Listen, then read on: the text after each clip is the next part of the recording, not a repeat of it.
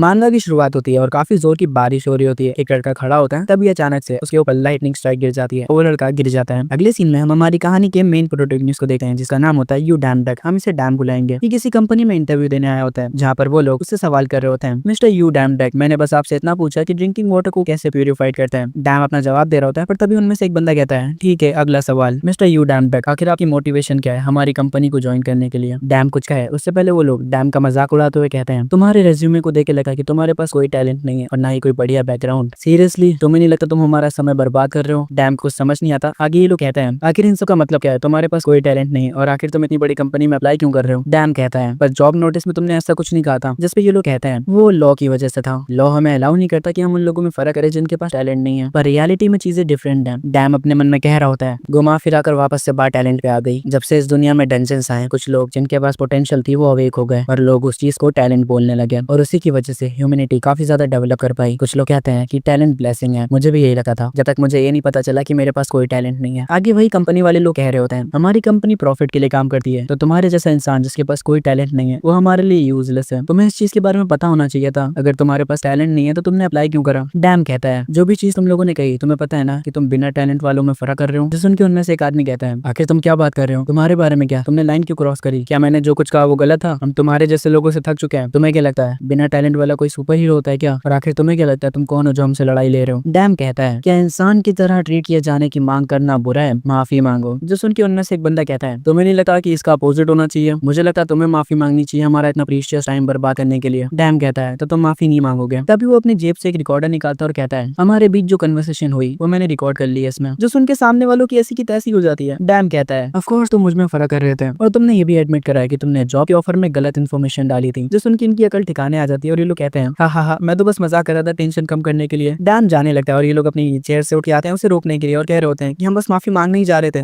मैं माफी मांगूंगा, मैं तुमसे माफी मांगूंगा। पर डैम इन पे ध्यान नहीं देता और कहता है, चलो देखते हैं कि तुम वही चीज है जो तुमने मुझसे कही, क्या तुम ह्यूमन राइट कमीशन के सामने भी कह सकते हो। और ये सुन के इनकी फट जाती है। डैम कंपनी से बाहर आते हुए कह रहा होता है, मेरे पास बस टैलेंट नहीं है, इसका ये मतलब नहीं कि मेरे पास इज्जत भी नहीं है। और इसने उनके खिलाफ सच में रिपोर्ट कर दी होती है। डैम कह रहा होता है, टैलेंट ह्यूमन काइंड के लिए ब्लेसिंग है, मेरे कद्दू का ब्लेसिंग है। तभी वो चिंगम पे पैर रख देता है और वो और गुस्सा हो जाता है। पर इसकी घटिया किस्मत यहीं तक नहीं रुकी है, कोई आदमी इसके मुंह पे पानी मार देता है। कितनी खराब किस्मत है बेचारे की। डैम फाइनली अपने घर पे वापस आ जाता है और कह रहा होता है, ये साले शराबी, इन्होंने वापस से उल्टी कर दी खिड़की से मेरे घर के अंदर। डैम अपना घर साफ करते हुए अपनी मॉम से बातें कर रहा होता है और हमें पता चलता है कि डैम की मॉम हॉस्पिटल में है। डैम कह रहा होता है, हाँ मॉम, क्या आपने खाना खाया, हॉस्पिटल का खाना कैसा होता है। डैम की मॉम कह रही होती है, तुम जरूर थक गए होगे काम करते हुए, अगर तुम्हारे अंकल पैसे दे देते हैं तो ठीक रहेगा। जिस पे डैम चिल्लाते हुए कहता है, मैंने आपसे कहा था ना उस कमीने का नाम ना लीजिएगा। डैम की मॉम कहती है, बेटा वो तुम्हारे अंकल है, उनके बारे में ऐसा तो मत कहो। डैम कहता है, मॉम अगर उनको पैसे देने होते तो वो कब का दे चुके होते हैं, मुझे यकीन है कि अब तक वो किसी दूसरे देश भाग गए होंगे। मैं आप पे गुस्सा नहीं हूँ, मुझे माफ करिएगा कि मैंने आप पे चिल्लाया। आप चिंता मत करिए, आपको नहीं पता कि आपका बेटा कितना वेल एजुकेटेड है। इस ग्रेट रेज्यूमे के साथ मैं सोसाइटी में अच्छा कर रहा हूँ। आप पैसों के बारे में चिंता मत करिए, बल्कि अच्छे होने पर ध्यान दीजिए। हाँ मैं सब सही कर रहा हूँ, ठीक है, मैं आपको बाद में कॉल करता हूँ। ऑफ कोर्स डैम अपनी मॉम से झूठ बोल रहा है। डैम अपने घर से बाहर आता है और सिगरेट निकाल के पीने लगा है और कहता है, यही वो एक अकेली चीज है जो मुझे कंफर्ट करती है। पर उसकी सिगरेट बुझाने के लिए यहाँ पर बारिश हो जाती है, जिसे देख के वो और गुस्सा हो जाता है और अपना लाइटर फेंक देता है और गॉड पे चिल्लाने लगा और कहता है, आखिर आप मुझे सिगरेट तो पीने दे सकते थे, मैंने अपना बेस्ट ट्राई करा है, आखिर हमेशा आप मुझे ही डिस्टर्ब क्यों करा करते हैं, आखिर आपको मुझसे क्या चाहिए। सच बोलूं तो ये मैटर नहीं करता कि गॉड है भी या नहीं, मुझे ऐसी जिंदगी नहीं जीनी, ये मेरी गलती तो नहीं है, किसी को तो रिस्पॉन्सिबिलिटी लेनी पड़ेगी। पर अगर मैं सच बोलूं तो मैं गुस्सा हूँ गॉड पे, क्या इन्हीं चीजों की वजह से। तभी हम देखते हैं कि लाइटनिंग गिरने वाली होती है। डैम अपनी फिंगर दिखाते हुए कह रहा होता है, अब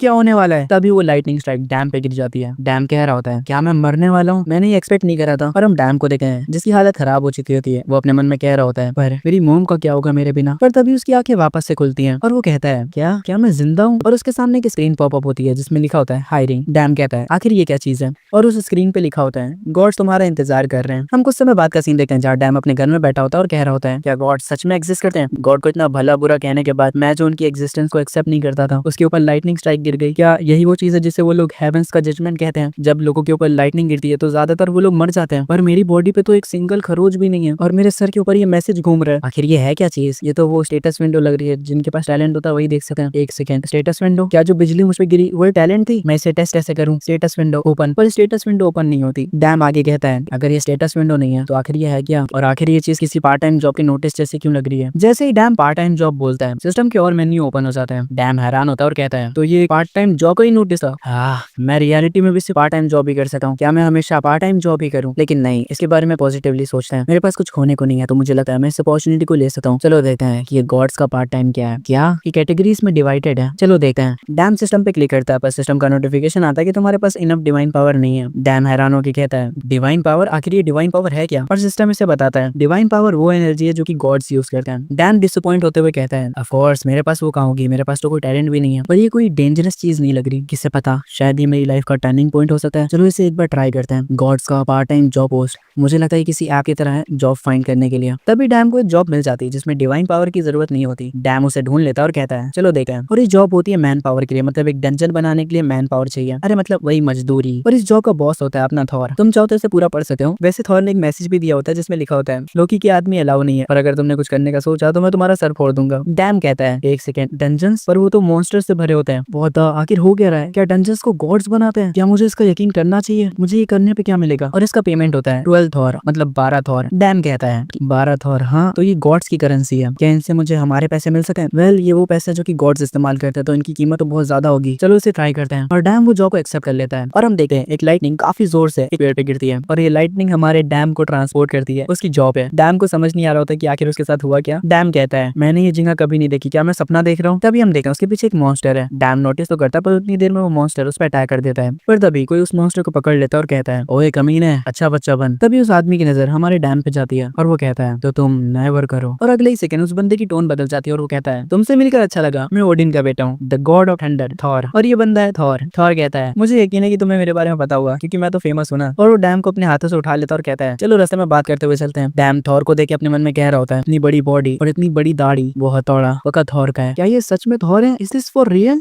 थॉर कहता है तुम्हें देख के मुझे लगता है कि तुम एशिया की कोई गॉड हो। डैम हैरान हो जाता है और अपने मन में कह रहा होता है क्या ये नॉर्मल है कि ये मुझे गॉड समझ रहा है? एक सेकंड, यहाँ पर और भी गॉड है, मुझे नहीं पता ये किस तरह की गॉड है, पर ये इंसान तो नहीं है, मुझे लगता है मैं ही यहाँ अकेला इंसान हूँ। डैम थॉर से कहता है हाँ मैं बस एक छोटे माउंटेन से आया हूँ। जिसपे थॉर हंसते हुए कहता है ओ द गॉड ऑफ माउंटेन्स, मैंने तुम्हारे बारे में सुना है। मैंने सुना है कि तुम उन लोगों की मदद करते हो जो डेंजर में होते हैं, ये काफी अच्छा है, पर तुमने कुछ ज्यादा इंसानों वाली चीजें नहीं पहन रखी है। डैम हैरान हो जाता है और कहता है हाँ मैं नीचे गया था माउंटेन से इंसानों की चीजें सीखने के लिए। थॉर कहता है तुम्हें सच में इंसान बहुत पसंद है ना? क्या तुम श्योर हो कि तुम ये कर पाओगे? तुम्हारा काम है एक ऐसी जगह बनाना जहाँ ह्यूमन सफर करे। डैम कहता है हाँ ऑफ कोर्स मैं ये कर पाऊंगा। थॉर कहता है क्या तुमने मिनोतरस मेज के बारे में सुना है? डैम कहता है हाँ मैंने सुना है, पर क्यों? थॉर कहता है फिर तो ये आसान होगा। और जैसे ही डैम आगे देखता है वो देखता है सामने बहुत बड़ी मेज बनी होती है। मेज मतलब भूल भुलैया। थॉर कहता है ये इस डंजन का कॉन्सेप्ट और तुम इस मेज को हमारे साथ मिलके बनाओगे।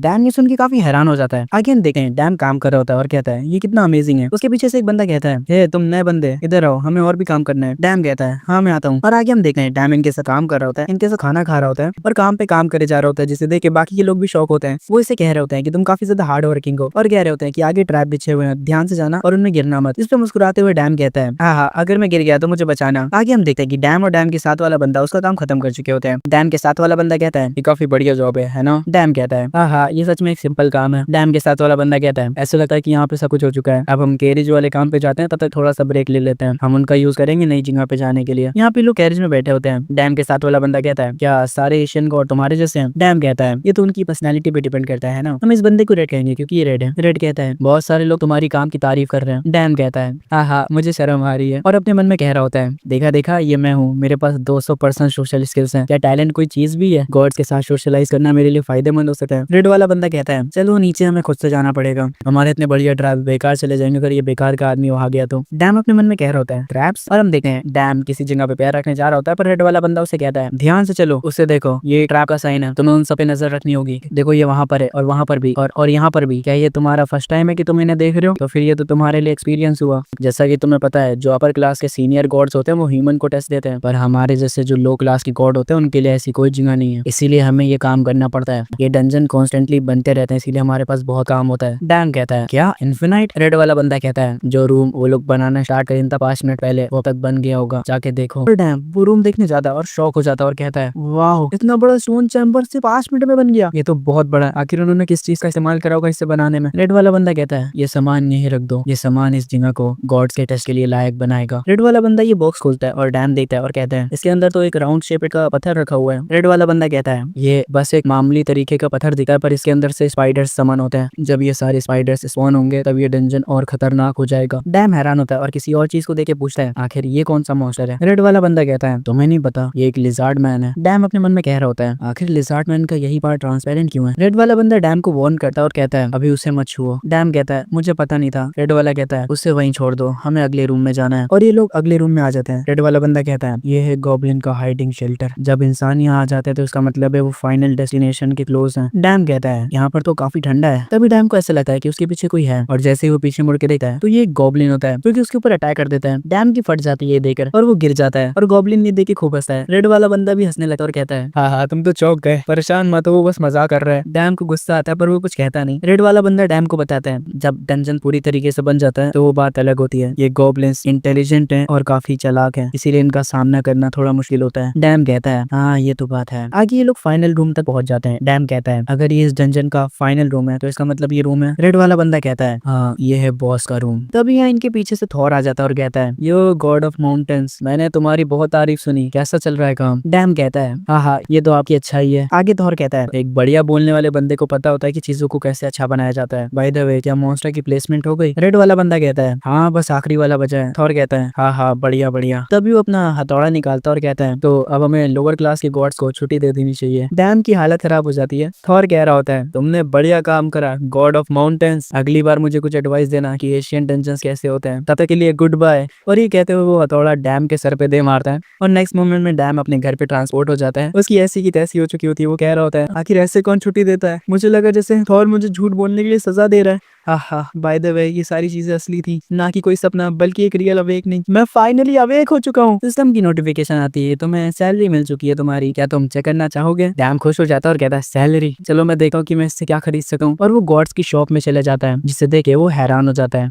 आगे हम देखते हैं डैम गॉड्स के स्टोर को ओपन करता है और उसे काफी कमाल के आइटम्स दिखे हैं जैसे द ऑलमाइटी गॉड ऑडिन का स्पीयर जो कि कभी अपना टारगेट मिस नहीं करता और एक ऐसा आर्मर जो कि सारे फिजिकल डैमेज को कम कर देता है। फ्रेया का नेकलेस जो कि डायमेंशन ट्रैवल कर सकता है। डैम ये सब देख के कहता है ये स्टोर पक्का गॉड्स के लिए है। और यहाँ तक इस स्टोर में तुम आइटम्स ही नहीं बल्कि थॉर की पावर लाइटनिंग, हेपेटस की पावर फ्लेम और यहाँ तक कि एरिस की पावर डिस्ट्रक्शन भी खरीद सकते हो। ये सब देखने के बाद डैम के पसीने छूट जाते हैं और वो अपने मन में कह रहा होता है क्या हो अगर मैं ये सारी चीजें खरीद लूं, एक इंसान के लिए गॉड बनना पॉसिबल हो जाएगा। और वो खुद को इमेजिन करने लगता है कि वो गॉड बन जाएगा। डैम के अंदर जोश आ जाता है और वो कहता है मेरी जिंदगी अब बदलने वाली है। पर अगले ही मोमेंट उसे पता चल जाता है कि उसके पास इतने पैसे नहीं है। डैम कहता है ऑफ कोर्स सबसे सस्ता आइटम भी 70,000 का है, ये सब कुछ ज्यादा ही महंगा है, आखिर मैं इतने कम पैसों से क्या ही खरीद सकता हूँ। पर अगले ही मोमेंट वो शॉक हो जाता है क्योंकि तुम इन पैसों से टैलेंट्स भी खरीद सकते हो। डैम कहता है ये तो टैलेंट्स भी बेचते हैं तो मुझे बस ये सब खरीदना है, मेरे जैसे किसी के लिए तो ये बहुत ही कमाल की चीज है। और उससे भी बड़ी बात ये सब कितना सस्ता है, मतलब गॉड की करेंसी में टैलेंट सिर्फ 12 रुपए के होते हैं। और इसके सस्ते होने का रीजन ये है कि कोई भी गॉड टैलेंट्स नहीं खरीदता क्योंकि वो तो इंसानों की यूज करने की चीज है ना, गॉड्स को तो पावरफुल चीजें चाहिए। और डैम ये देख के और शॉक हो जाता है क्योंकि जो टैलेंट उसे मिल रहा है वो डबल एस क्लास का है, कोई नॉर्मल टैलेंट नहीं बल्कि डबल एस क्लास का। डैम टैलेंट्स ऑफ स्वार्ड को चुनता और कहता है चलो स्वार्ड का टैलेंट खरीद के देखते हैं। अगर सोचा जाए तो जब मैं बच्चा था तो मुझे स्वार्ड्स काफी ज्यादा पसंद थी, मुझे इसके बारे में ज्यादा सोचना नहीं है, मुझे बस इसे खरीदना है। और डैम टैलेंट ऑफ स्वार्ड्स को खरीद लेता है और उसके पास से एक लाइटनिंग ऑरा निकलता है। डैम कहता है क्या ये काम कर गया, मैंने इतनी मेहनत करी थी कि मुझे एफ क्लास का टैलेंट मिल जाए, मुझे नहीं लगा था कि मुझे डबल एस क्लास का टैलेंट इतनी आसानी से मिल जाएगा। तभी सिस्टम की एक नोटिफिकेशन आती है कांग्रेचुलेशन अपना पहला आइटम खरीदने के लिए आज का स्पेशल ऑफर है by one get one free, आप सेम क्लास का आइटम चुन सकते हैं। ये देख के डैम के खुशी के आंसू आ जाते हैं और वो कहता है मैं दोबारा से एक डबल एस क्लास का आइटम चुन सकता हूँ, चलो देखते हैं। मैं इस बार चुनता हूँ टैलेंट ऑफ कॉम्बैट को। ये खरीदने के बाद डैम और खुश हो जाता है और कहता है ये अब मैं दोनों चीजें इस्तेमाल कर सकता हूँ। पर तभी उसे चक्कर आने लगते हैं और वो जमीन पे गिर जाता है। डैम कह रहा होता है आखिर हो क्या रहा है, मेरा पूरा शरीर दर्द कर रहा है। और सिस्टम इसे बताता है हम तुम्हारी बॉडी को तुम्हारे टैलेंट के हिसाब से एडजस्ट कर रहे हैं, हम तुम्हारे लंग की कैपेसिटी बढ़ा रहे हैं, तुम्हारी मसल स्ट्रेंथ बढ़ा रहे हैं। और फिर एक और नोटिफिकेशन आता है तुम्हारी बॉडी सक्सेसफुली एडजस्ट हो चुकी है तुम्हारे टैलेंट के साथ। तभी डैम को एक सपना आता है जिसमें उसे अपनी मॉम दिखाई देती है और वो कह रही होती है मेरे बेटे मुझे माफ करना, मेरी वजह से तुम्हें ऐसी जिंदगी जीनी पड़ रही है। डैम कहता है मैंने आपसे कहा है ना ऐसी बातें मत किया करिए और अब सब कुछ ठीक हो जाएगा, मेरे पास टैलेंट है। तभी डैम की आंख खुलती है और टैलेंट टैलेंट चिल्ला रहा होता है। डैम उठे हुए कहता है आखिर यहाँ पे हुआ क्या मैं सो गया था, मुझे लगता है मैंने अपनी मॉम को देखा अपने सपने में। एक सेकंड सपने, क्या वो सब कुछ सपना था। डैम कहता है स्टेटस विंडो, और स्टेटस विंडो ओपन हो जाती है जिसमें उसकी जॉब लो क्लास के गॉड की थी। डैम ये देख के कहता है मैं एक लो क्लास गॉड हूँ इसीलिए मैं डंजन में काम कर पा रहा था, मेरे जैसा एक इंसान जिसके पास कोई टैलेंट नहीं था वो एक गॉड बन गया। लाइफ सच में अनएक्सपेक्टेड है। तभी डैम को एक कॉल आता है और वो कॉल उसकी मॉम का होता है। डैम अपनी मॉम से कहता है, मॉम मेरे पास एक खुशखबरी है। उसकी मॉम कहती है, आज हॉस्पिटल मत आना, समझे तुम? जिस पे डैम कहता है, क्या हुआ, क्या कुछ हुआ है? उसकी मॉम कहती है, बस मेरी बात मानो और आज मत आना और मेरी चिंता मत करना। डैम कहता है, आखिर आप मुझे आने क्यों नहीं देना चाहती? तभी उसकी मॉम से एक नर्स फोन ले लेती है और डैम से कहती है, हेलो, क्या आप मिसेस चो के गार्डियन बोल रहे हैं? जिस पे डैम कहता है, हाँ मैं ही बोल रहा हूँ। वो नर्स डैम को बताती है, अभी हम बहुत बुरी सिचुएशन में, मैं आपको डिटेल्स में तो नहीं बता सकती, पर ऐसा लगता है कि हॉस्पिटल के पास एक डंजन ओपन होने वाला है। हम आपको कांटेक्ट करने की कोशिश कर रहे थे पर आपका फोन ही नहीं लग रहा था और अभी से हम विजिटर्स को अलाउ नहीं कर रहे हैं जब तक सिचुएशन अच्छी नहीं हो जाती। और ये सब सुन के डैम अपना फोन वहीं पे छोड़ देता है और हॉस्पिटल की तरफ भागने लगता है। उसके पसीने छूट रहे होते हैं। हम हॉस्पिटल के पास का सीन देखते हैं जहाँ पे एक हेलीकॉप्टर होता है, काफी सारी मिलिट्री आर्मी होती है। रिपोर्टर्स भी पहुंच चुके होते हैं और वो यही कह रहे होते हैं कि जल्द ही एक डंजन अपीयर होने वाला है। आर्मी ऑफिसर पब्लिक से कह रहे होते हैं, प्लीज यहाँ पर ना आइए, जितनी जल्दी हो सके यहाँ से दूर चले जाइए। तभी हम एक टैक्सी को देखते हैं जो कि बहुत स्पीड से यहाँ आती है और इसके अंदर अपना डैम होता है। डैम यहाँ की सिचुएशन को देखता है और कह रहा होता है, आखिर ये सब हो क्या रहा है? तभी उसकी कॉम्बैट फोकस इसकी एक्टिवेट हो जाती है। उसकी आंखें ऑफिसर पे जूम करने लगती हैं। उसे इतनी दूर से भी ऑफिसर एकदम साफ दिखाई दे रहे थे। डैम अपने मन में कह रहा होता है, मैं इतनी दूर से ऑफिसर को अच्छे से देख पा रहा हूँ और यहाँ तक सिर्फ दिखाई देना नहीं, डैम को उनकी बातें भी सुनाई दे रही होती हैं। वो लोग आपस में बातें कर रहे होते हैं और कह रहे होते हैं, क्या तुमने सुना गवर्नमेंट कंट्री के सारे हंटर्स को बुला रही है? क्या तुम्हें लगता है कोई 8 स्टार हंटर आएगा यहाँ पर? मैंने सुना ये डंजन काफी ज्यादा डेंजरस होने वाला है। और ऐसे ही वो लोग बातें कर रहे होते हैं। डैम अपने मन में कहता है, क्या ये कोई स्किल है? क्या ये उसकी वजह से हो रहा है जो टैलेंट मैंने खरीदे हैं? पर अभी ये सब सोचने का टाइम नहीं है, मुझे हॉस्पिटल जाना होगा। डैम ऑफिसर से कहता है, एक्सक्यूज मी, मेरी फैमिली वहाँ पर है, मुझे वहाँ पर जाना होगा। ऑफिसर कहते हैं, तुम वहाँ पर नहीं जा सकते, वहाँ पे एक मेज डंजन के साइन दिखाई दिए हैं। डैम अपने मन में कहता है, एक मेज डंजन? तभी आसमान से लाइटनिंग स्ट्राइक होती है और वो जमीन पे गिरती है। उसके इम्पैक्ट से डैम दूर जाके गिरता है और कह रहा होता है, आखिर यहाँ पर हो क्या रहा है? जब वो अपने सामने देखता है तो डंजन का गेट खुल चुका होता है। डैम कह रहा होता है, एक सेकंड, क्या ये वो डंजन है जो मैंने बनाया है? और हमें पास का सीन दिखाया जाता है जब डैम उस डंजन में काम कर रहा होता है। हम प्रेजेंट पे आते हैं। डैम कहता है, आखिर ये यहाँ पर क्या कर रहे हैं? तभी उसे एक इंजर्ड आदमी दिखता है और वो उसकी हेल्प करने लगता है। पर तभी डैम को कुछ सेंस होता है और उस आदमी को अपने से दूर फेंक देता है और हम देखते हैं किसी ने डैम की तरफ कोई अटैक करा होता है और ये एक ब्लेड होती है। और जैसे ही डैम उस तरफ देखता है जिधर से तलवार आई थी, उसे एक हंटर दिखा जो कि ऑलरेडी मर चुका होता है। वो डैम से कह रहा होता है कि यहाँ से भाग जाओ और हम देखते हैं उसे एक लिजार्ड मैन ने मारा है। वो लिजार्ड मैन डैम को देख लेता है और यहाँ पर हम देखते हैं काफी सारे लिजार्ड मैन डंजन से बाहर आ चुके हैं। मिलिट्री लिजार्ड मैन पे फायर करना स्टार्ट कर देती है। अपना डैम एक कार के पीछे जाके छुप जाता है पर एक लिजार्ड मैन उसे देख लेता है और वो उस पे अटैक करने आ रहा होता है। और जैसे ही वो लिजार्ड मैन डैम पे अटैक करता है, डैम की कॉम्बैट स्किल एक्टिवेट हो जाती है। उसकी वजह से डैम के लिए टाइम थोड़ा स्लो हो जाता है और उसे लिजार्ड मैन की तलवार दिख रही होती है। और जैसे ही वो तलवार डैम के पास आ रही होती है, डैम उसे अपने हाथों से पकड़ लेता है। पर अगले मोमेंट डैम हैरान हो जाता है कि आखिर उसने ये सब कैसे करा। पर तभी वो देखता है कि वही लिजार्ड मैन एक दूसरे आदमी पे अटैक करने वाला होता है। डैम इसी लिजार्ड मैन की तरफ भागता है और उसे पकड़ के दूर कूद जाता है। जो देखे आर्मी ऑफिसर कहते हैं, फायरिंग तुरंत रोक दो, उनके बीच एक लड़का गया है। क्या वो लड़का एक हंटर है? अगर वो एक हंटर भी है फिर भी वो बिना किसी हथियार के वहां पर गया है। और हम देखते हैं डैम के चारों ओर लिजार्ड मैन खड़े होते हैं। डैम की ऐसी की तैसी हो चुकी होती है और वो अपने मन में कह रहा होता है, मैंने गुस्से में कर तो दिया पर अब मैं क्या करूं? पर तभी एक लिजार्ड मैन उस पर अटैक करता है। डैम की ऐसी की तैसी हो जाती है। डैम कह रहा होता है, मुझे माफ कर दो, मेरे से गलती हो गई। पर तभी उसकी कॉम्बैट फोकस एक्टिवेट हो जाता है जिससे वो लिजार्ड मैन के उस अटैक को डॉज कर लेता है। डैम को अभी भी कुछ समझ नहीं आ रहा होता है। उसके पीछे से एक और लिजार्ड मैन अटैक करता है और एक और, पर वो उन सबको डॉज कर लेता है और अपने मन में कह रहा होता है, आखिर ये है क्या चीज, कॉम्बैट फोकस स्किल? ऐसा लगता है जैसे मैंने बहुत सारी कॉफी पी है, मैं इनके मूवमेंट्स अच्छे से देख पा रहा हूँ, इसका मतलब। और डैम इस बार डॉज करने के बजाय लिजार्ड मैन पे एक पंच थ्रो करता है और उसका साइलेंट ऑफ कॉम्बैट एक्टिवेट हो जाता है जिसकी वजह से लिजार्ड मैन को काफी सारे पंचेस पड़ते हैं और वो दूर जाके गिरता है। डैम कह रहा होता है, ये काम कर गया, अब बस 2 ही बचे हैं। एक और लिजार्ड मैन डैम पे अटैक करता है पर डैम एक साइड किक से उसे दूर फेंक देता है और आखिरी वाला लिजार्ड डैम की तरफ आ रहा होता है ताकि वो उस पर अटैक कर सके और वो डैम के काफी क्लोज आ जाता है और उस पर अटैक कर भी देता है। पर वो ये देख के हैरान हो जाता है कि डैम वहां पर नहीं है बल्कि डैम हवा में है और डैम एक प्यारी सी किक के साथ उसके मुंह पे लैंड करता है। मिलिट्री वाले डैम को ऐसा करते हुए देख काफी शॉक होते हैं और कह रहे होते हैं, नामुमकिन, क्या उस लड़के ने इतने सारे लिजार्ड्स मैन को अपने हाथों से हराया? तभी वहां पर एक आदमी आता है और डैम से कहता है, ओए लड़के, आखिर तुम किस गिल्ड से हो? तुम्हारा चेहरा मैंने पहले कभी नहीं देखा पर तुम काफी अच्छे हो। मेरा नाम है नामगुम और मैं सैनगुम गिल्ड का मास्टर हूँ। ये आदमी डैम से हैंडशेक करता है और कहता है, कोई गिल्ड का बंदा अकेले तो नहीं आना चाहेगा? क्या तुम एक अनएफिलिएटेड हंटर हो? जो सुन के डैम कहता है, शायद से कह सकते हो। अभी के लिए हम इस आदमी को गिल्ड मास्टर कहेंगे। गिल्ड मास्टर कहता है, हम इस डंजन को क्लियर करना है, क्या तुम हमारे साथ आना चाहोगे? डैम कहता है, डंजन में मैं तुम्हारे साथ आऊँ? और डैम अपने मन में कह रहा होता है, ये आदमी सही कह रहा है, मैं कोई आम इंसान नहीं हूँ। डंजन से मॉन्स्टर बाहर आते ही जाएंगे अगर हम उन्हें ना रोके तो। डैम कहता है, ठीक है चलो चलते हैं। और डैम उन लोगों के साथ डंजन में आ जाता है और डैम ही उन्हें रास्ता दिखा रहा होता है और अपने मन में कह रहा होता है, शुक्र है कि मुझे ये जगह याद है, ऑफ कोर्स, क्योंकि मैं यहाँ बार बार आया हूँ, इसीलिए मुझे ये याद है। डैम कहता है, एक सेकंड यहीं पे रुक जाओ। गिल्ड मास्टर पूछता है, क्या हुआ? डैम कहता है, यहाँ से मैं रास्ता दिखाऊंगा। एक गिल्ड का बंदा कहता है, आखिर तेरी हिम्मत कैसे हुई? इधर देख, एक अनएफिलिएटेड हंटर, मुझे नहीं पता तू कहाँ से आया पर हमारे पास अथॉरिटी के ऑर्डर्स हैं। डैम कहता है, यहाँ पर काफी सारे ट्रैप्स हैं इसीलिए मैं तुम्हें ये बता रहा हूँ। गिल्ड मास्टर हंसते हुए कहते हैं, चिंता करने के लिए शुक्रिया पर हमारी एडवांस पार्टी ऑलरेडी ये जगह चेक कर चुकी है। डैम एक पत्थर उठाता है और कहता है सच में, और उस पत्थर को आगे फेंका है और अगले ही सेकंड उस पत्थर के टुकड़े टुकड़े हो जाते हैं, जो देख के पूरा गिल्ड शॉक हो जाता है। डैम कहता है अब तो हमें पता चल गया कि आपकी एडवांस पार्टी यहाँ तक नहीं आ पाई थी। ये एक ऐसा ट्रैप है जो कि डीकम्प्रेशन से एक्टिवेट होता है और ये स्पीयर्स एक स्पेशल तरीके के आइटम से बने हैं, मतलब ये तुम्हारे आर्मर को रुई जैसे फाड़ देंगे। ये सिंपल है पर ये काफी ज्यादा खतरनाक है। गिल्ड मास्टर डैम से पूछते हैं पर आखिर तुम्हें ये सब कैसे पता? डैम कांपने लगता है और अपने मन में कह रहा होता है ओह हाँ, अगर मैंने इन्हें बताया कि मैंने इस डंजन को बनाने में मदद करी थी तो मैं यहाँ से सेफली नहीं निकल पाऊंगा। डैम हिचकिचाते हुए कहता है तुम इसे एक सीक्रेट की तरह देख सकते हो और उनको वापस से रास्ता दिखाना शुरू कर देता है। डैम रास्ते में एक टॉर्च उठाता है और कहता है चीजें यहाँ से और डेंजरस होने वाली हैं, और वो उस टॉर्च को आगे करता है और बाकी के गिल्ड मेंबर सामने देख के शॉक हो जाते हैं क्योंकि सामने एक स्पाइडर गेट था। ये लोग सारे के सारे गेट के अंदर चले जाते हैं। वहाँ पर स्पाइडर्स तो होते हैं पर वो काफी ज्यादा वीक वाले होते हैं। गिल्ड का एक बंदा कहता है इस तरह से हम सब तो बारबेक्यू बन जाएंगे। दूसरा वाला बंदा कहता है क्या तुम सोए हुए थे जब चीजें समझाई जा रही थी? ये स्पाइडर वेब्स उनके नेटवर्क की तरह काम करता है और एक ट्रैप की तरह भी, तो इन्हें जलाना ही सबसे अच्छा रास्ता होगा। वो लोग डैम को देख के आपस में बातें कर रहे होते हैं। तुम्हें क्या लगता है कि हम उस लड़के पे सच में भरोसा कर सकते हैं? क्या हो अगर वो किसी दूसरे गिल्ड का स्पाई हो और हमारे इस डंजन के अटैक्स को इंटरप्ट कर रहा हो? डैम कह रहा होता है मैं सब कुछ सुन सका हूँ, तुम्हें ये बात पता है ना? पर तभी डैम चौकन्ना हो जाता है और अपने मन में कह रहा होता है यही वो रूम है जिसके अंदर मैंने काउंटलेस बॉक्सेस रखे थे जिनके अंदर स्पाइडर एग्स हैं। मुझे पता है कि वो सारे स्पाइडर्स कहाँ छुपे हुए हैं, पर इतनी मेहनत करने की कोई जरूरत नहीं है, हम उन सबको जला देंगे। गिल्ड के मेंबर कहते हैं चलो अब इस पूरी जगह को आग लगा देते हैं। पर तभी डैम की कॉम्बैट फोकस स्किल एक्टिवेट हो जाती है और यहाँ पर डैम को कुछ लोग सेंस होते हैं जो कि मदद मांग रहे होते हैं। डैम कहता है रुक जाओ, मुझे नहीं लगता कि हम इस जगह को आग लगा सकें, यहाँ पर कुछ इंसान है। अगले सीन में गिल्ड मास्टर कहता है स्टोन चैम्बर के अंदर शायद कुछ लोग हो सके, हमें अभी उन्हें बचाने पे ध्यान देना चाहिए। अब हम डिफेंसिव स्ट्रक्चर में इंटर करेंगे, हमें नहीं पता कि सर्वाइवर्स की सिचुएशन क्या है, तो अटैक सोच समझ के यूज करना। और हाँ, मुझे नहीं पता कि ये लड़का कौन सा मेथड इस्तेमाल कर रहा है, पर इस लड़के को उनकी लोकेशंस पता है। ये लड़का सपोर्ट टीम को कमांड करेगा। डैम हैरान हो जाता है और अपने मन में कहता है तुम चाहते हो कि मैं अचानक से कमांड दूं, पर मैंने अपनी लाइफ में कभी ये चीज नहीं करी है। पर तभी एक गिल्ड की मेंबर डैम के पास आती है और कहती है मिस्टर डैम आपका शुक्रिया, आपकी वजह से हम यहाँ तक आ पाए बिना किसी खरोच के, प्लीज हमें इस बार भी गाइड करिए। और वो लड़की अपना हाथ आगे करती है।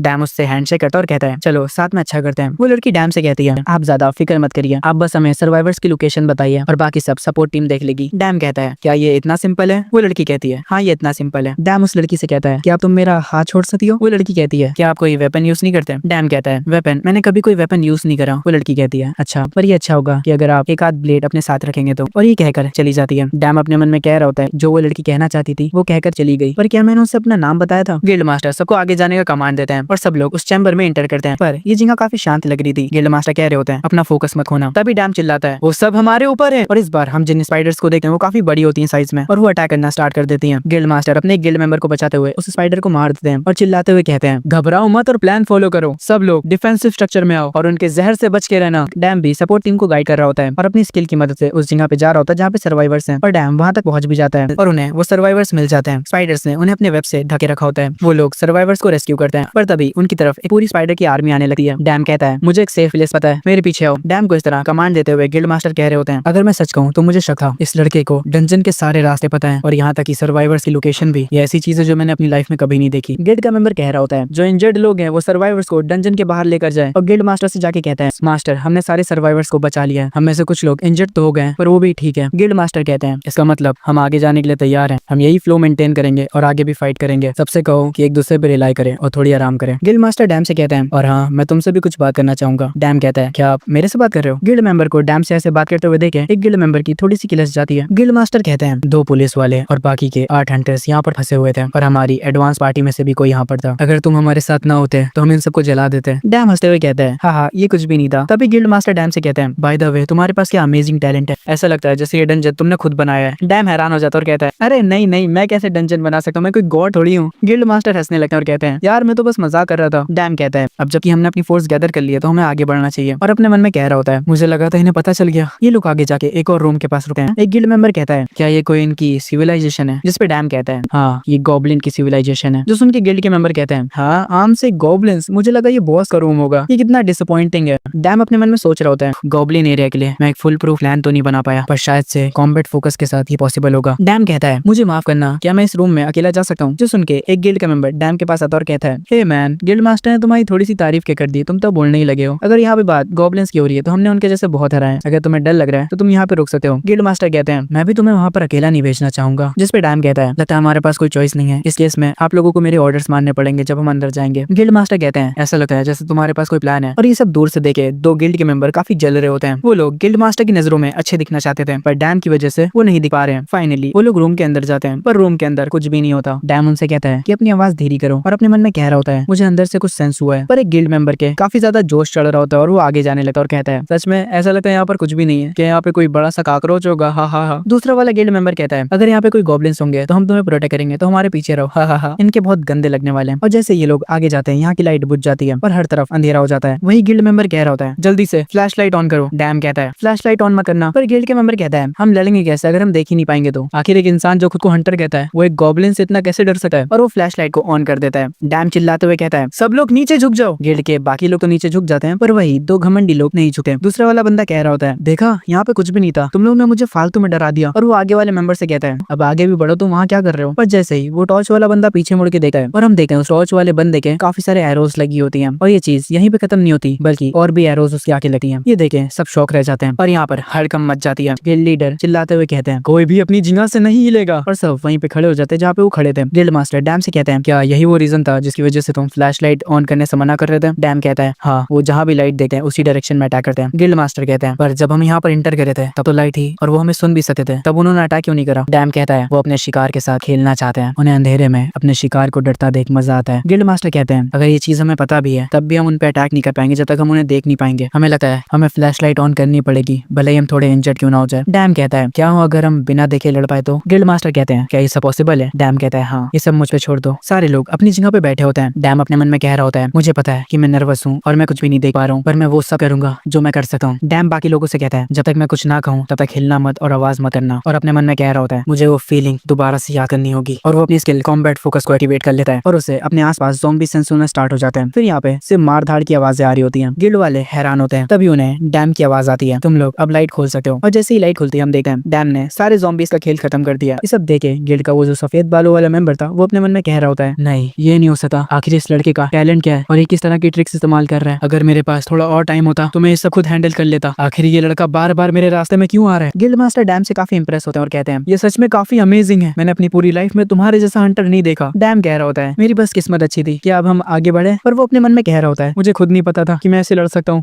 एंड देन वो आगे बढ़ते हैं और वो फाइनली बॉस के रूम तक पहुंच जाते हैं। गिल्ड मास्टर कहते हैं इस रूम के अंदर इस डंजन का बॉस है। ये लोग रूम का गेट खोलते हैं और रूम में इंटर होते हैं। गिल्ड मास्टर कहते हैं मुझे वो दिखाई तो नहीं दे रहा, क्या वो कहीं छुपा हुआ है। डैम कहता है नहीं, वो बिल्कुल हमारे सामने है। लाइट्स ऑन होती हैं और हम देखते हैं इस डंजन के बॉस को। गिल्ड मास्टर कहते हैं क्या कमाल का प्रेशर है, जितना एक्सपेक्ट करा था। उसकी पोजीशन को देख के लगता है कि वो भी हम पे अटैक नहीं करेगा, हमें इसलिए इसको समझना होगा और हमें कुछ स्ट्रेटेजीज बनानी होंगी। तभी डैम को सिस्टम की नोटिफिकेशन आती है ह्यूमन सेक्रीफाइस के लिए 5 कैंडिडेट को चुनिए। डैम अपने मन में कह रहा होता है ह्यूमन सेक्रीफाइस, आखिर इसका क्या मतलब है। गिल्ड मास्टर आगे जाने लगते हैं और कह रहे होते हैं कि ग्रुप को 2 में डिवाइड कर रहे हैं। डैम अपने मन में कह रहा होता है ऐसा लगता है कि इसे सिर्फ मैं ही देख सकता हूँ, क्या ये किसी तरह का गिमिक है, शायद यहाँ कोई हिंट हो सकता है सेफ रास्ते का, इन्फॉर्मेशन शेयर करना सही होगा। डैम गिल्ड मास्टर के पास जाता है और कहता है मैं किसी चीज का प्रपोजल रखना चाहता हूँ। गिल्ड मास्टर कहते हैं अभी हम लोग प्लान डिस्कस कर रहे हैं, क्या ये हम बाद में कर सकते हैं। डैम कहता है ये इन्फॉर्मेशन शायद से इस डंजन के सोल्यूशन के बारे में हो सकती है। गिल्ड मास्टर कहते हैं सोल्यूशन, क्या तुम्हें यकीन है। और गिल्ड मास्टर डैम से बात करने दूर चले जाते हैं, जो देखे इस सफेद बाल वाले की और खिलस जाती है और वो अपने मन में कहने लगता है ये साला कमीना दोबारा से मेरे क्रेडिट चुरा रहा है, मैं बस बैठ के देख नहीं सका। और वो थोड़ा सा बॉस के करीब जाने लगता है और अपना वेपन उठा के कहता है अपने मन में डैन लूजर्स बनाते हैं जिन्हें मौत से डर लगता है, मैं वैसा मूव नहीं करूंगा जैसा तुम चाहोगे, चलो मैं तुम्हें अपना टैलेंट ऑफ एम दिखाता हूँ F क्लास का। इस बंदे पे लिटरली F क्लास का टैलेंट है और उछल ऐसे रहा जैसे ट्रिपल S क्लास का गॉड टैलेंट लेके बैठा है। खैर इसकी बातों पे वापस आते हैं। ये कहता है मुझे बस इस बॉस पे सिंगल शॉट लैंड करना है, फिर उसके बाद प्रमोशन मेरा होगा, बस थोड़ा सा और करीब शायद से उसकी आंखों पे। और करीब करीब करते हुए वो बॉस के जोन में इंटर होने जा रहा था, जिस चीज को डैम देख लेता है। वो कहता है ओए तुम रुक जाओ। ये सफेद बालों वाला गिल्ड का मेंबर कहता है ये साला कमीना फिर से, मुझे पता है तुम सारा क्रेडिट लेना चाहते हो, बॉस अभी सिर्फ बैठा हुआ है, मैं उसे हरा दूंगा। और वो गिल्ड का मेंबर फाइनली बॉस के रूम में इंटर कर जाता है और अगले ही मोमेंट पे जमीन हिलने लगती है। ये बंदा कहता है आखिर अचानक से क्या हो रहा है। सब अपनी जगह पे खड़े होते हैं और वो सफेद बालों वाला उसकी ऐसी की तैसी हो चुकी होती है। गिल्ड मास्टर जल्दी से उसके पास आते हैं और कहते हैं तुम पागल, तुम्हें पता भी है तुमने क्या करा है। डैम कहता है मुझे नहीं लगता कि ये डिबेट करने का टाइम है कि कौन सही और कौन गलत। और हम देखते हैं इस डंजन का बॉस जस्ट इनके सामने खड़ा होता है और वो भी बहुत गुस्से में बहुत जोरों से चिल्लाता है। और तभी जितने एरिया में ये लोग थे वो एरिया पूरा बंद हो जाता है, मतलब ये लोग बाहर नहीं जा सकते जब तक ये बॉस को हरा नहीं देते। एंड ये सफेद वाला गिल्ड मेंबर ये चीज नोटिस कर लेता है और ये देखिए इसकी फट जाती है और ये चिल्ला रहा होता है मुझे यहाँ से बाहर निकालो, कोई कोई मेरी मदद करो। भाई अभी तो बड़ा जोश में था तू। बॉस मॉन्स्टर उसी बंदे पे अटैक करने जा रहा होता है पर गिल्ड मास्टर उसको बचा लेता है और तुरंत ऑर्डर देने लगता है फॉर्मेशन सही करो और कोई भी पैनिक मत होना, सब शांत रहो, हमें अपने प्लान के हिसाब से वर्क करना होगा, अपनी फॉर्मेशन बनाओ और इस कमीने को डिस्ट्रैक्ट करने की कोशिश करो। और ये कहते हुए गिल्ड मास्टर बॉस मास्टर के क्लोज इन करता है, पर बॉस मास्टर उस पर अटैक कर देता है, जिसे गिल्ड मास्टर डॉज कर लेता है और एक काउंटर अटैक करता है, जो देखे गिल्ड के मेंबर खुश हो जाते हैं और कह रहे होते हैं हमारे कैप्टन ने कर दिखाया। उस अटैक से काफी जोर की आवाज आई, लगता है गिल्ड मास्टर जीत गए। डैम अपने मन में कह रहा होता है क्या ये एक ग्रेट ही था, क्या गिल्ड मास्टर एक अलग ही लेवल पर है। और हम गिल्ड मास्टर को देखते हैं जो कह रहे होते हैं शिट क्या तुम मुझसे मजाक कर रहे हो। और हम देखते हैं बॉस मास्टर के सिर्फ कुछ खरोचे आई होती हैं। गिल्ड मास्टर अपने मन में कह रहे होते हैं ऐसा लगता है जैसे मैंने किसी स्टील के आर्मर पर अटैक करा हो। डैम चिल्लाते हुए कहता है संभल कर। गिल्ड मास्टर की तरफ एक अटैक आ रहा होता है तो वो डॉज तो कर लेते हैं, पर उसके इम्पैक्ट से वो थोड़ा पीछे हट जाते हैं। पर हम देखते हैं उनके राइट शोल्डर पे वो अटैक लग जाता है। गिल्ड मास्टर कह रहे होते हैं ये बस एक छोटा सा कट है, पर एक एयरलेस अटैक मेरी जान ले सकता है। मेरे मेंबर्स सारे फॉर्मेशन में आओ। गिल्ड मास्टर की बात सुन के सारे लोग फॉर्मेशन में आ जाते हैं। गिल्ड मास्टर कह रहे होते हैं फॉर्मेशन कले करो और इसके वीक पॉइंट्स का पता लगाओ। डैम ये देखिए अपने मन में कह रहा होता है इनकी कमांड काफी अच्छी है, अभी के लिए ये बढ़िया लग रही है। गिल्ड मास्टर सोच रहे होते हैं ये हमारे आदमियों तक नहीं आएगा क्योंकि डिस्टेंस में है, पर तभी हम बॉस मॉन्स्टर के हाथों से बिजली निकलते हुए देखते हैं, जिसे देखे डैम समझ जाता है ये थॉर की पावर है। गिल्ड मास्टर कहते हैं ऐसा लगता है कि वो कोई अटैक प्रिपेयर कर रहा है, उसे रोकना होगा, हमें एक गैप मिला है, यही हमारा चांस है। गिल्ड मास्टर और बाकी के लोग उस मॉन्स्टर पे अटैक कर देते हैं। डैम पीछे से चिल्ला रहा होता है रुक जाओ वो काफी डेंजरस है। जब तक गिल्ड मास्टर को ये बात रियलाइज होती है कि उन्होंने एक गलत डिसीजन लिया है तब तक बहुत देर हो जाती है। पर इस गलती को सुधारने के लिए हमारा main character dam boss monster के मुंह पे किक दे मारता है, पर उससे कुछ खास फर्क नहीं पड़ता, उल्टा बॉस मॉन्स्टर को और गुस्सा आ जाता है। डैम अपने मन में कह रहा होता है अब बहुत देर हो चुकी है और बॉस मॉन्स्टर अपना वो अटैक कंप्लीट कर देता है। वही सफेद बालों वाला गिल्ड मेंबर कह रहा होता है मुझे यकीन नहीं हो रहा गिल्ड मास्टर हार चुके हैं। और हम देखते हैं बॉस मॉन्स्टर ने उस अटैक से सबको पूरी तरीके से इंजर्ड कर दिया होता है। जो लोग बाहर होते हैं वो यही कह रहे होते हैं कि हमें शील्ड के अंदर नहीं जा सकते, पर हमें बैकअप प्रोवाइड करना होगा इससे पहले कि देर हो जाए। बाहर वाले कुछ गिल्ड के मेंबर कह रहे होते हैं पर तुमने नहीं देखा उस चीज ने हमारे गिल्ड मास्टर को हरा दिया, अंदर जाना मतलब मौत है। डैम भी थोड़ा इंजर्ड होता है और वो अपने मन में कह रहा होता है इस साला कमीना इसके ऊपर तो खरोच भी नहीं आई, मुझे लगा था मेरी ये घटिया जिंदगी ठीक हो जाएगी टैलेंट मिलने के बाद, पर मैं यहाँ एक घटिया मौत मरने वाला हूँ। पर तभी डैम अपने पास पड़ी हुई स्वार्ड को ग्रैब करता और कहता है हाँ अभी भी एक चीज है जिसे मैंने ट्राई नहीं किया है,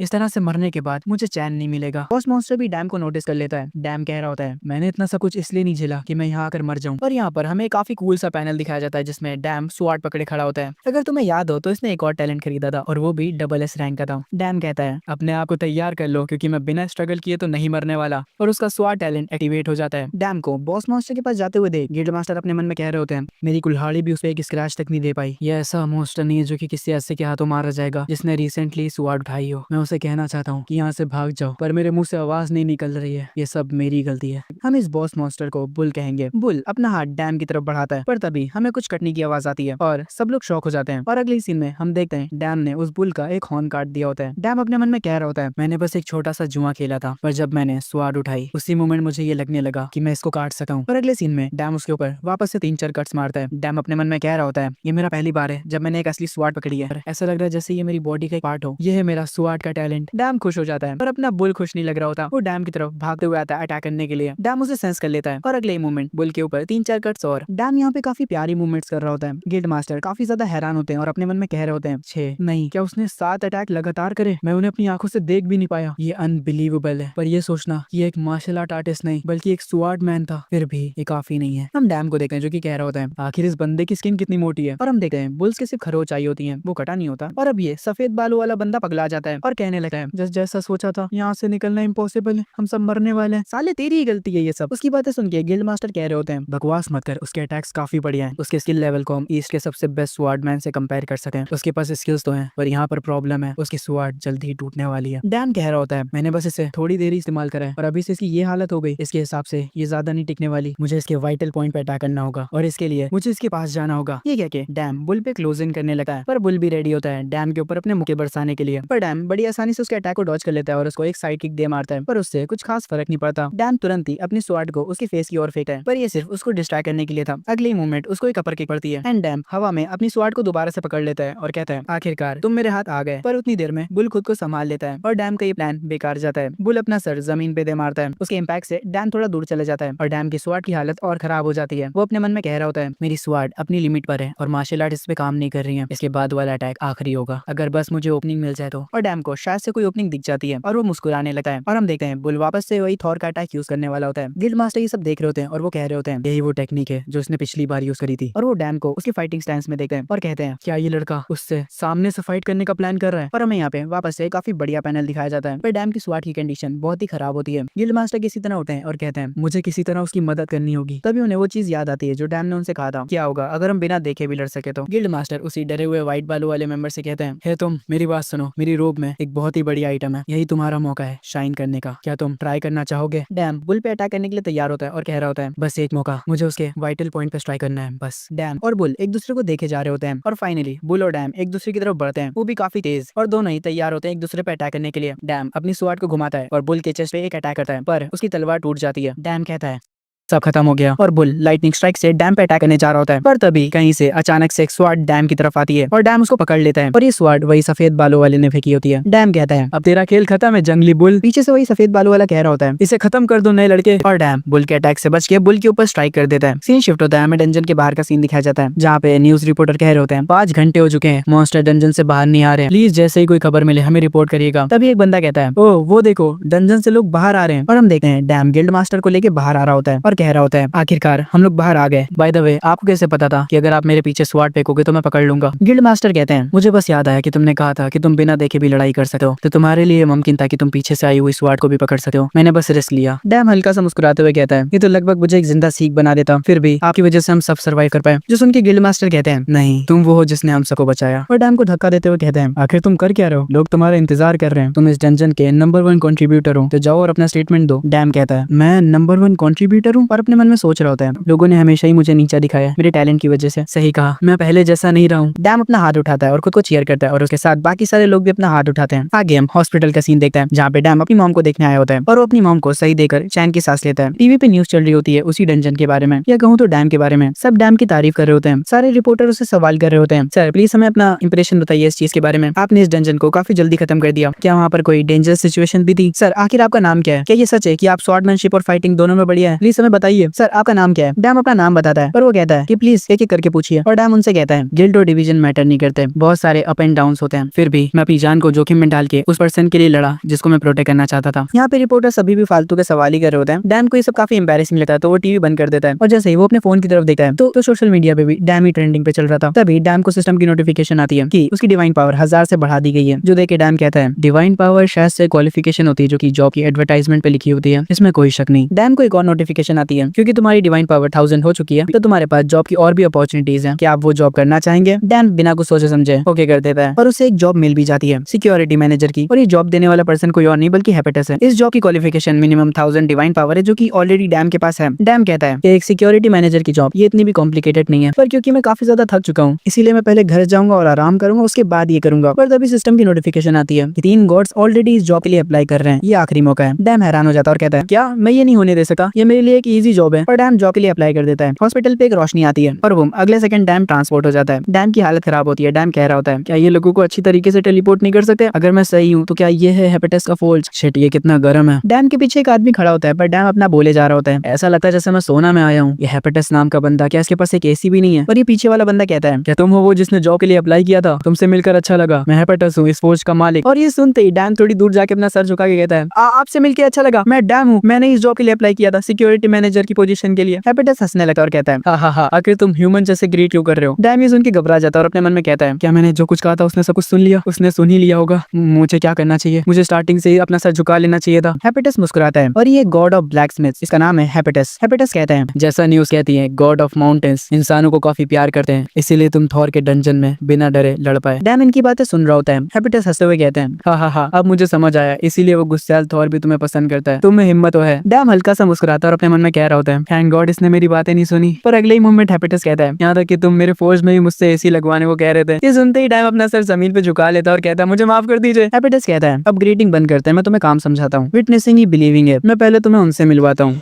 और हेपेटस मुझे नहीं पता इसे क्या कहते हैं पर इस चीज को बजाता है और इसका साउंड काफी तेज होता है। पर ये सुन के भागते हुए कुछ डॉर्फ यहाँ पे आते हैं और हेपेटस के सामने बैठ जाते हैं। हेपेटस इन डॉर्फ से कहता है ये गॉड यहाँ पर आज काम करेगा मैनेजर बन के, इसे ग्रीट करो। और ये डॉर्फ कहते हैं हम आपकी सर्विस में है मैनेजर। डैम कहता है तुम्हारा शुक्रिया, मुझे मुझे स्मिथ में काम करना तो नहीं आता, पर मैं अपना बेस्ट करूंगा। हेपेटस हंसते हुए कहता है तुम्हें इतना परेशान होने की जरूरत नहीं है, नए लोग भी ये काम कर सकते हैं। डैम कहता है हाँ तो ये उससे आसान रहेगा जितना मैंने सोचा था। हेपेटस डैम के पास जाता है और उसके कानों में कहता है बंदे काफी स्किल्ड हैं, पर इनके पास कुछ क्राफ्टी फिंगर्स भी हैं। एटीट्यूड काफी प्रॉब्लम क्रिएट करता है। जैसे तुम्हें पता नहीं है, डॉग्स छोटे एनिमल होते हैं पर वो गुस्सैल भी होते हैं, तो ये ऐसा सीन है। जब भी मैं कोई और काम करता हूँ तो मैं कुछ चीजें घुमा देता हूँ। जैसे पेंडेंट जो कि मैंने फ्रेजा को गिफ्ट देने के लिए बनाया था, वो पिछले हफ्ते खो गया। Freyja goddess of beauty and love है। डैम हैरानी से पूछता है इन्होंने मिस फ्रेजा का सामान भी चुरा लिया। हेपेटस कहता है तुम ये नहीं कह सकते, यही चीज तो इसे प्रॉब्लमेटिक बनाती है। बेसिकली हेपेटस कहना चाहता है जो ड्वार्फ उसके साथ काम करते हैं शायद से वही उसका सामान चुरा रहे हैं। डैम ड्वार्फ को देखते हुए अपने मन में कह रहा होता है ये देखने में ऐसे तो नहीं लगते। हेपेटस अपने बैग से एक सामान निकालता है और कह रहा होता है मुझे एक दिन की छुट्टी लेकर ओलंपिस जाना पड़ रहा है, इसीलिए ये चीज मैं तुम्हें दे रहा हूँ। वैसे मुझे लगता तो नहीं कि एक दिन में ज्यादा कुछ हो जाएगा, पर वो डैम को एक वेपन देता है जिसका नाम होता है हेरेक्लस क्लब, जो कि ऑलिव ट्री से बना है और ये काफी ज्यादा ओपी आइटम है। इसीलिए डैम इसको देख के हैरान रह जाता है और अपने मन में कह रहा होता है ये कुछ ज्यादा ही कमाल का आइटम है। हेपेटस मुस्कुराता है और अपना डायमेंशन गेट खोलता है और डैम से कहता है तो अब मैं जाने वाला हूँ, बाय बाय, प्लीज मेरे स्मृति का ध्यान रखना गॉड ऑफ माउंटेन्स। डैम कहता है वेट अ सेकंड, पर आपने मुझे बताया नहीं कि मुझे क्या करना है। हेपेटस कहता है मुझसे ये पूछ रहे हो, ये तब तक ठीक रहेगा जब तक तुम मुझसे ताकतवर हो, वो बस थोड़े नरम लोग हैं। पर हम डैम के पीछे 3 खतरनाक मुस्कुराते हुए चेहरे देखते हैं। हेपेटस यहाँ से चला जाता है। डैम के पीछे एक बंदा हथौड़ा लिए खड़ा होता है। डैम के पसीने छूट रहे होते हैं। डैम पीछे मुड़ के कहता है हाँ ग्रीटिंग खत्म हो गई, मेरा ध्यान रखना प्लीज। पर हम ड्वार्फ के खतरनाक चेहरे से देख सकते कि वो डैम का ख्याल तो नहीं रखने वाला। डैम अपने मन में कहता है तो इसीलिए मुझे हेपेटस ने हेरक्लेस क्लब दिया, क्योंकि वो जानता था ये होगा। डैम मुस्कुराता है और कहता है हाँ ड्वार्फ, आखिर तुम थोड़ा रिलैक्स क्यों नहीं हो जाते और इसे थोड़ा इजी क्यों नहीं लेते? मुझे अभी अभी काफी कूल वेपन मिला है, इससे तुम्हें नुकसान पहुंच सकता है। पर अगले ही पैनल में वो ड्वार्फ गन निकाल लेते हैं। भाई ये इलीगल चीज है मानवा में, तुम चीटिंग कर रहे हो। और ये देखे डैम के एक्सप्रेशन बदल जाते हैं और उनमें से एक ड्वार्फ सिगरेट जलाता है। हमें कुछ देर बाद का सीन दिखाया जाता है। कुछ लोग बातें कर रहे होते हैं और डैम बेहोश पड़ा होता है। डैम की धीरे धीरे आंख खुल रही होती है। सामने 2 लोग खड़े होते हैं, ऑफ कोर्स वो भी ड्वार्फ हैं। वो लोग आपस में बातें कर रहे होते हैं। भाई तेरे हाथों में ये क्या है? ये आइटम हेपेटस ने बनाया है। मैंने सुना था ये नेकलेस गॉड फ्रेया के लिए था। हम बहुत ज्यादा अमीर हो जाएंगे अगर हमने इसको बेच दिया तो। तभी डैम पूरी तरह से होश में आ जाता है और वो ये नोटिस करता है कि उसे रस्सियों से बांध दिया गया है। वो ड्वार्फ भी ये चीज देख लेते हैं और कहते हैं आखिर ये कमीने के साथ क्या, ये इतनी जल्दी कैसे उड़ गया? हमने इसे काफी खतरनाक गन से मारा था, क्या इसका मतलब है ये इडियट भी एक गॉड है? डैम इनसे कहता है तुम सब कितने ज्यादा फियरलेस हो, पर तुम्हें क्या लगता है कि ये सब करने के बाद तुम ठीक रहोगे? तुमने जिससे पंगा लिया है वो 12 मेन गॉड्स में से एक है ओलंपिस का, तुमने उसकी ही स्मृति में ये करा है। डैम को लग रहा होता है कि ये उन बंदों को डरा रहा है। डैम कहता है ये तुम्हारा आखिरी चांस है, मेरी रस्सी खोल दो, इससे पहले चीजें और बिगड़े। पर अगले मोमेंट में वो दोनों ड्वार्फ हंसने लगते हैं और कहते हैं तुम्हें क्या लगता है तुम हेपेटस की बात करोगे तो हम डर जाएंगे? अगर हमें उसका डर होता तो हम ये चीज करते ही ना। ये सुनने के बाद डैम का माइंड ब्लैंक हो जाता है। तभी उन ड्वार्फ का एक साथी आता है और कहता है भाइयों हमने वो सारी चीजें ले ली हैं जिनके बदले बढ़िया पैसे मिल सके, तो अब हम लोग जाने की तैयारी कर रहे हैं। ये ड्वार्फ कहते हैं हाँ ठीक है, मैं इस कमीने को एक और शॉट मार के आता हूँ। हम देखते हैं डैम के हाथों में एक ब्लेड होता है जिससे वो अपनी रस्सी खोलने का ट्राई कर रहा होता है। ये ड्वार्फ बातें कर रहे होते हैं इस साले बेवकूफ को पार्ट टाइम पे रखा किसने, मुझे नहीं लगा था ये इतना ईजी होगा। बंदा डैम के पास जाता है। डैम कह रहा होता है तुम पछताओगे। ये लोग हंसने लगते हैं और कहते हैं हाँ हम पछताएंगे, ठीक है ठीक है। इन्हें देखे मुझे हंसी आ रही है। पर डैम अपनी रस्सी खोल लेता और कहता है तुम सब कितने ज्यादा फियरलेस हो, मैंने तुमसे कहा था तुम पछताओगे सालो। और डैम उन्हें हवा में उड़ा देता है। डैम इनके धर की कुटाई करता है और इनसे कहता है तुम लोगों ने मुझे मजबूर करा कि मैं वायलेंस का सहारा लूं। और हम देखते हैं उसके हाथ में एक ब्लेड होता है। डैम कह रहा होता है मैं मुश्किल में फंस जाता अगर मेरे पास ये ना होता। और इसने उस गिल्ड मेंबर की बात मानी थी जिसने इससे कहा था कि वेपन रखना फायदेमंद होता है। डैम जमीन पे देखता है और उसे फ्रेया का वही नेकलेस दिखता है। हम दूसरी जगह के सीन देखते हैं जहाँ पे क्रिस्टल या डायमंड्स जो भी हैं ये लोग इसे कलेक्ट कर रहे होते हैं। ये बंदा कहता है बॉस हमने सारे मिनरल्स लोड कर लिए हैं, पर हमने सारे आर्मर भी लोड कर लिए हैं बॉस, यहाँ पर भी काम हो चुका है हमारा। और ये बंदा जिसके मुंह में सिगरेट है ये इनका बॉस है। ये मोटा पीले बालों वाला बंदा कहता है सब चलो हमारे बॉस रेड फिस्ट को कुछ कहना है। और ये है ड्वार्फ का कैप्टन रेड फिस्ट जो कि हेपेटस के लिए काम करता है। बाकी के 2 ड्वार्फ कह रहे होते हैं सब बॉस की बात सुनो, हम इसे रेड फिस्ट कहेंगे। रेड फिस्ट कहता है भाइयों हम वो ट्राइब है जो कि अपनी स्पिरिट से माउंटेन्स को भी जला सकते हैं, हमारे पास बेस्ट माइनर्स हैं और वॉरियर्स भी, पता नहीं कहाँ से, बट छुपते छुपाते डैम भी यहाँ आ जाता है। रेड फिस्ट की बातों पे वापस आते हैं। वो कहता है हम रिवॉर्ड के लिए काम करते हैं पर हमारे काम में हमारा प्राइड होता है, पर क्या हमें कभी रिस्पेक्ट से ट्रीट किया गया है? इस जगह का मालिक हेपेटस ने हमें हमेशा नीचा दिखाया है।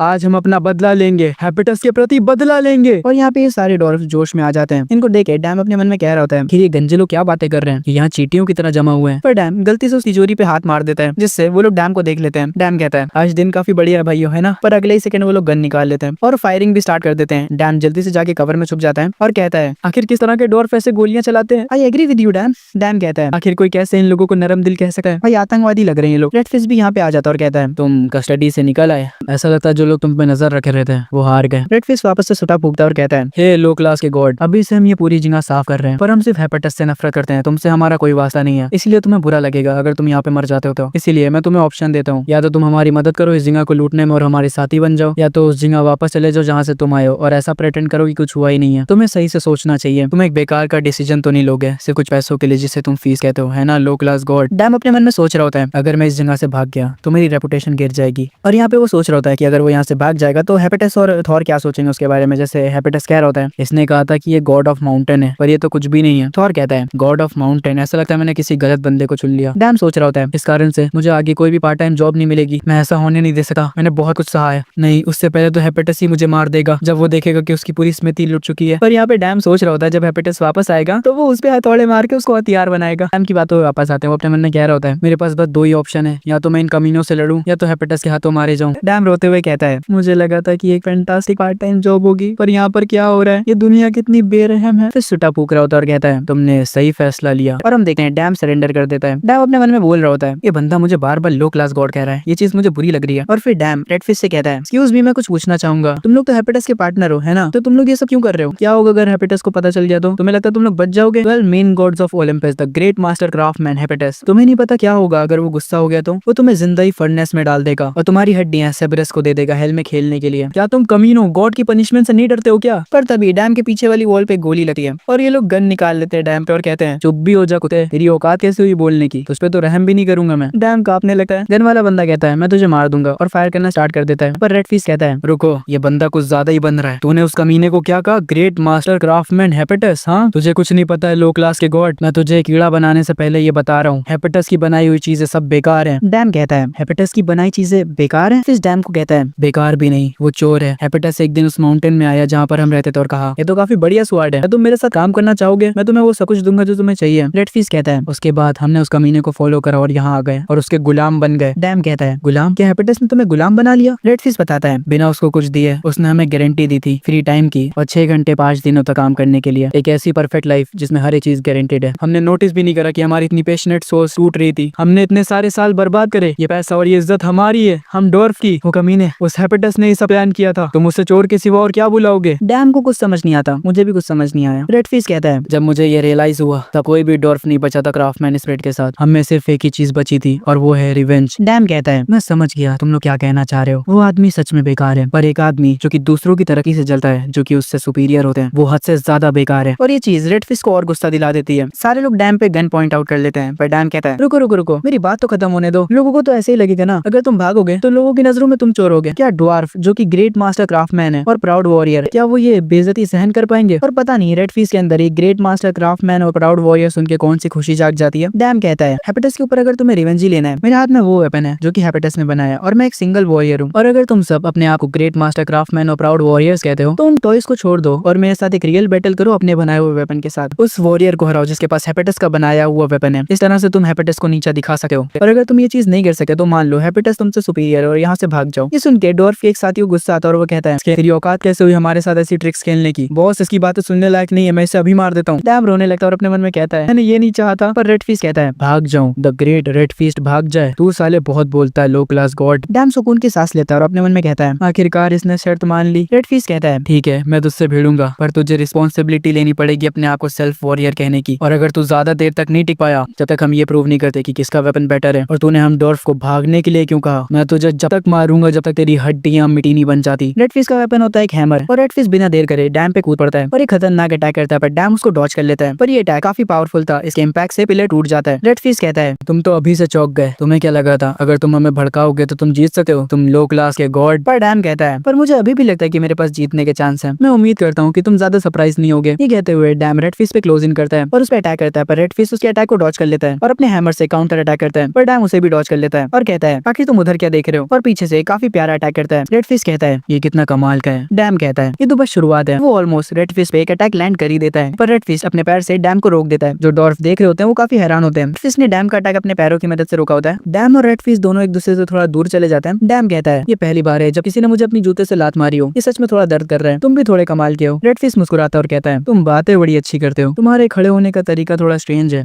पर ये बढ़िया है अपनी लिमिट को पता करने के लिए। तुम छोटे पिद्दी स्वॉर्डमैन। डैम कहता है क्या तुम ये सारी चीजें मेरे स्टैंस को देख के पता लगा सकते हो? रेडफिश कहता है कौन बेवकूफ नहीं लगा सका, मैंने ना तो कहीं सुना है और ना ही कहीं देखा है कि कोई ब्लंट वेपन को ऐसे यूज करेगा। तुम्हारे शार्प स्वॉर्ड इंटेंट काफी ज्यादा ग्रेट है, ये मुझे गूज़बम्प्स दे रहे हैं। रेडफिश बेसिकली कह रहा है कि उसको ये फाइट में मजा आ रहा है। रेडफिश कहता है आखिर उस वक्त को कितना टाइम बीत चुका है जब मेरा दिल ऐसे धड़का था। तुम या तो मुझसे इक्वल हो या मुझसे सुपीरियर हो। बाकी के डॉल शॉक होते हैं और कहते हैं ये कमीना बॉस के लेवल का है। रेडफिश कहता है मुझे माफ करना, मैं इतनी देर से तुम्हें लो क्लास गॉड कह रहा था और तुम्हें अंडर एस्टिमेट कर रहा था, पर अब तुम्हारी ताकत को इज्जत देने के लिए मैं अपनी पूरी पावर यूज करने वाला हूँ। और काफी कूल तरीके से डैम कहता है आजा फिर बढ़ते हैं। फिर डैम पे क्लोज इन करता है और उस पर अटैक करने जा रहा होता है, पर डैम उसको हेराक्लिस क्लब से रोक लेता है और एक जंप करके हवा में जाता है और रेडफिश पे अटैक करता है, पर रेडफिश उसको डॉज कर लेता है और इनकी काफी बढ़िया फाइट चल रही होती है। बाकी के डॉर्फ ये देख के काफी शौक होते हैं, उनको ये परफॉर्मेंस ऐसा लग रहा होता है जैसे कि कोई आयरन स्मिथी में वेपन बना रहा हो। उसी की आवाजें और हवा में वाइब्रेशन और आयरन के चिल्लाने की आवाज, ये वो साउंड है जब तुम कोई वेपन बनाते हो तब आता है। इस लड़के का हथौड़ा हमारी सोल पे लग रहा है। रेडफिश कहता है ये ब्लैक स्मिथ की सोल जैसा है और डैम की कई बातें याद करने लगा है, जैसे कि जो इंसान जेलसी के कारण सब कुछ बिगाड़ दे वो अपने से सुपीरियर बंदे से जलने लगे वो और भी घटिया होता है। रेडफिश अपने मन में कह रहा होता है मैं इन बातों से इनकार नहीं कर सकता। अपने आप को उन चीजों पे ब्लेम करना जिन पे मैं अच्छा नहीं हूँ, उससे बेहतर मैं किसी ऐसे को ब्लेम करूँ जो उन चीजों पे अच्छा है। जिस दिन मुझे हेपेटस से ऑफर मिला था तब बड़े सपने और इमोशंस जो हमारे अंदर थे वो बाहर आए। रेडफिश हेपेटस का बनाया हुआ वेपन देखता है और फिर अपना बनाया हुआ वेपन देखता है। रेडफिश बेसिकली इस चीज से जेलस था हेपेटस से। हेपेटस एक परफेक्ट क्राफ्टमैन है जबकि रेडफिश नहीं है। खैर रेडफिश की बातों पे वापस आते हैं, वो कह रहा होता है ये काफी पैथेटिक स्टोरी है। उन पहाड़ों से बाहर आने के बाद जो सब कुछ भी हुआ वो सब बेकार था। और हम प्रेजेंट पे आते हैं जहाँ पर हम देखते हैं डैम ने रेडफिश को हरा दिया होता है, उसका हथौड़ा दूर जाके गिर रहा होता है। रेडफिश की आंखों में आंसू होते हैं और वो अपने मन में कह रहा होता है सच में ये मेरी हार है। डैम रेडफिश के ऊपर एक और अटैक करने जा ही रहा होता है, पर वो लैंड होने से पहले कोई उसके अटैक को रोक लेता है और वो होता है हेपेटस और वो कहता है अब बस करो, सब कुछ बेकार हो गया क्योंकि मैं यहाँ थोड़े समय के लिए नहीं था। एक पल के लिए लगा कि मैं किसी और के घर में आ गया हूँ, पर मैं सच में जानना चाहता हूँ आखिर जब मैं यहाँ पर नहीं था तब यहाँ पे क्या हुआ है। मुझे लगा ही था कि तुम दोनों आपस में लड़ोगे, पर इस बर्बादी को देखो जो तुम लोगों ने करी है। वेल इन चीजों को छोड़ो, मुझे लगता है मुझे प्रॉपर एक्सप्लेनेशन चाहिए इन चीजों के लिए। हेपेटस ये अपने खजाने को लोडेड देखने के बाद कहता है, वो रेडफिश से कहता है क्या तुम मुझे बताओगे यहाँ पर क्या हुआ? रेडफिश अपने घुटनों पे आ जाता है और कहता है मैंने ये सब कुछ अकेले करा है, मेरी ट्राइब का इसमें कोई दोष नहीं है। पीछे से बाकी के डॉर्फ कह रहे होते हैं बॉस आप ये क्या कह रहे हैं? हेपेटस कहता है तुमने खुद से करा है, क्या मैं रीजन जान सकता हूँ? रेडफिश अपने मन में कह रहा होता है मैं समझता हूँ कि मुझे पनिशमेंट मिलनी चाहिए मेरे गलत फैसलों के लिए, पर मेरी ट्राइब ने कुछ भी गलत नहीं करा है, उन्होंने बस अपने घटिया से कैप्टन में विश्वास करा। फिर हेपेटस को सब कुछ बताने जा रहा होता है और कह रहा होता है मैं ये लूटने में डैम रेडफिश के कंधे पे हाथ रख के कहता है अरे उसके बारे में मैंने इसे ये करने को कहा था, माफ करना इतनी सारी चीजों के लिए। रेडफिश हैरान होता है और पीछे से कहता है लो क्लास गॉड आखिर तुम किस बारे में बात कर रहे हो? डैम कहता है ड्वार्फ कैप्टन ने बस वो करा जो मैंने कहा था। हेपेटस कहता है ये सब तुमने कराया है, मैंने अपनी स्मृति तुम्हारे भरोसे छोड़ी थी, क्या तुम मुझे इसका एक्सप्लेनेशन दोगे? डैम कहता है